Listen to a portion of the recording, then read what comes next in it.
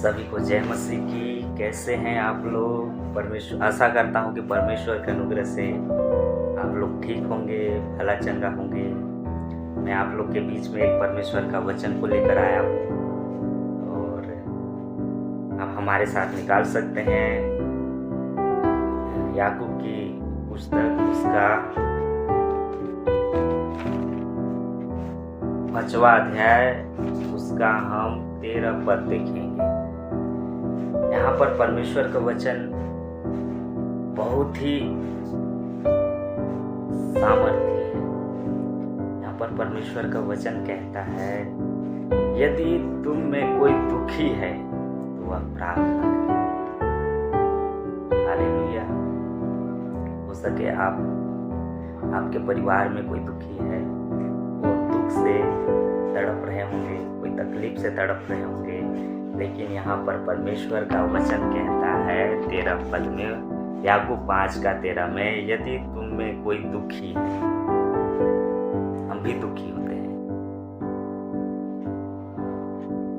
लेकिन परमेश्वर का वचन कह रहा है यहाँ पर कि यदि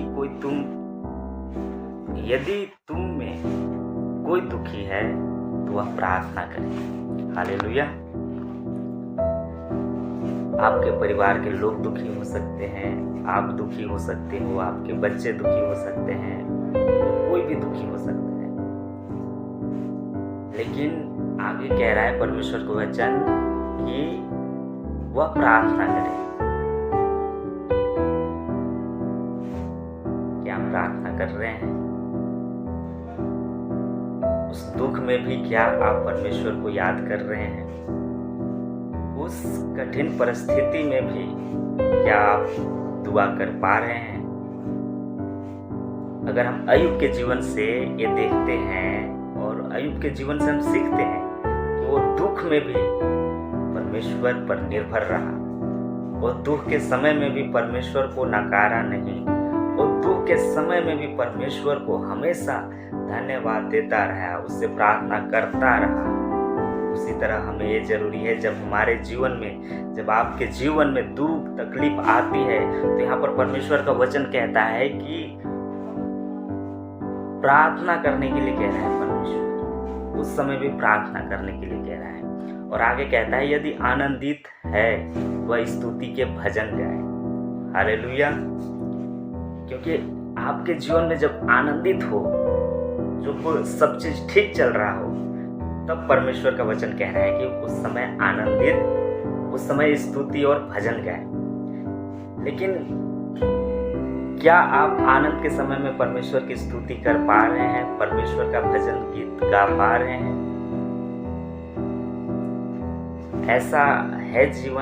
ऐसा है लोगों के जीवन में कि जब उनके जीवन में कोई भी तकलीफ नहीं आती है, सब चीज ठीक चल रहा है, तो परमेश्वर को भूल जाते हैं, वो परमेश्वर के प्रार्थना करना नहीं चाहते हैं, वो परमेश्वर के साथ संगति करना नहीं चाहते हैं।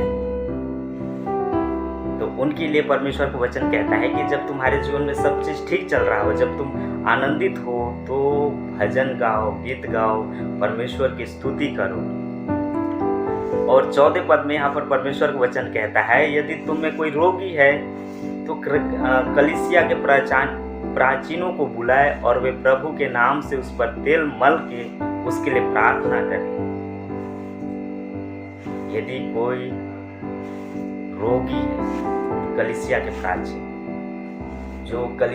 प्राचीन, जो पुराने परमेश्वर के भक्त हैं, पुराने परमेश्वर के जो दास हैं, यहाँ पर कह रहा है कि उनको बुलाकर प्रार्थना करें। अगर हम 15 पद में बहुत ही सुंदर परमेश्वर का वचन कहता है, और विश्वास के प्रार्थना के द्वारा रोगी बच जाएगा। यदि हम विश्वास के साथ उस रोगी के लिए, जो तकलीफ में है, उनके लिए अगर हम प्रार्थना करते हैं, तो यहाँ पर परमेश्वर का वचन कहता है उस विश्वास के द्वारा वो रोगी बच जाएगा। हालेलुया।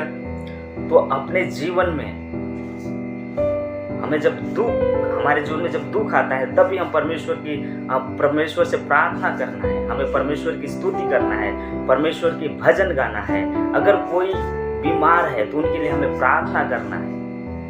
अगर हम विश्वास के साथ उस रोगी के लिए अगर हम प्रार्थना करेंगे तो परमेश्वर का वचन हमसे वादा करता है, परमेश्वर उसे जरूर ठीक करेंगे। क्योंकि परमेश्वर हार्ट को देखता है, उस विश्वास को देखता है, और विश्वास की प्रार्थना के द्वारा वचन कहता है कि वो रोगी बच जाएगा और प्रभु उसको उठाकर खड़ा करेगा।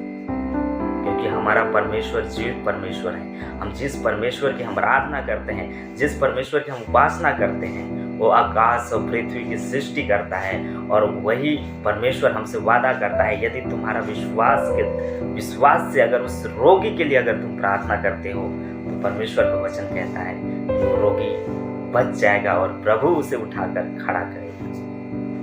तो इस वचन के द्वारा आप सबों को आशीष दे। हमें दुख में हमें परमेश्वर से प्रार्थना करने की आवश्यकता है, आनंद में हमें परमेश्वर की स्तुति और भजन गाने की आवश्यकता है, और यदि कोई रोगी है तो उनके लिए हमें विश्वास के साथ प्रार्थना करने की आवश्यकता है। और हमारे उस विश्वास की प्रार्थना के द्वारा, ये मैं नहीं कह रहा हूँ, ये परमेश्वर का वचन कह रहा है कि उस विश्वास की प्रार्थना के द्वारा रोगी बच जाएगा। हालेलुया। क्योंकि परमेश्वर ने हमारे लिए और आपके लिए कोड़े खाए, कि उसके कोड़े खाए जाने से हम चंगे रहे, हम भला चंगा रहे। अगर आपके जीवन में ऐसी परिस्थिति आती है तो प्रार्थना करें, निरंतर प्रार्थना करते रहें। अगर आपके जीवन में सब कुछ अच्छा चल रहा है तो परमेश्वर की स्तुति और भजन गाते रहे, संगति करते रहे, क्योंकि परमेश्वर को वचन कहता है। दाऊद हर समय परमेश्वर की स्तुति करते रहता था, हर समय परमेश्वर की महिमा करते रहता था। अगर दाऊद के जीवन में हम देखते हैं तो हर समय जब इजराइल का राजा नहीं बना था तब से वो परमेश्वर की आराधना कर रहा था, और जब वो एक दिन राजा बन गया, परमेश्वर ने उसको राजा बना दिया, फिर भी उसका अंदर, उसका दिल मान नहीं रहा है, फिर भी वो अपने उस पद को छोड़कर परमेश्वर की महिमा करने के लिए वो समय निकालता था।